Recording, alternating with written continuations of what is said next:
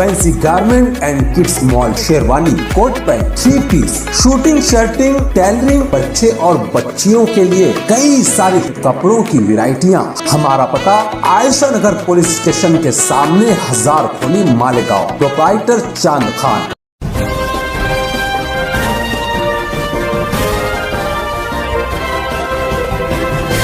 मानव समाचार, मानवता के हक में। आगाह अपनी मौत से कोई बशर नहीं, सामान 100 बरस का है, पल की खबर नहीं।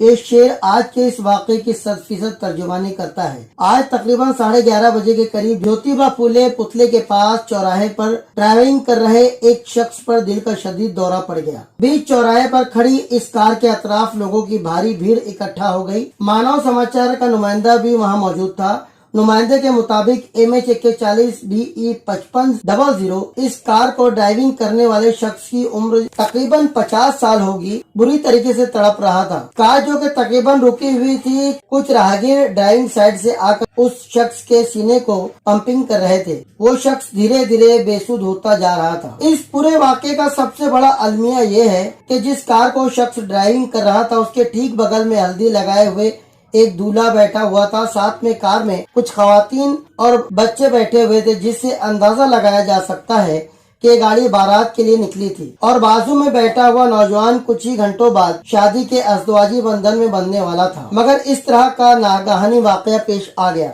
हमारे नुमाइंदे को इस पूरे वाकये की वीडियोग्राफी करना मुनासिब नहीं लगा, इसलिए बजाय वीडियो बनाने के उसने रिक्शा रोककर उस मुतासिर शख्स को डॉक्टर उज्जवल निकम के यहाँ भेजने में मदद की। अजब इत्तेफाक है, हमेशा उस जगह नजर आने वाले ट्रैफिक पुलिस का कोई भी कांस्टेबल आज इस वाक़े के वक्त आसपास कहीं भी नजर नहीं आ रहा था। आम लोगों ने ही ट्रैफिक को बहाल करने का जिम्मा उठाया। फिलहाल मुतासिर शख्स का नाम क्या है या उसके बारे में दीगर तफसीलात हमें मौसूल नहीं हुई है, मगर सबसे दर्दनाक पहलू ये है कि कार में मौजूद दूल्हे की जिस वक्त बारात निकली होगी, ठीक उसी वक्त उस गाड़ी को ड्राइविंग करने वाला शख्स या तो जिंदगी से जंग लड़ रहा होगा या जिंदगी ही हार गया होगा।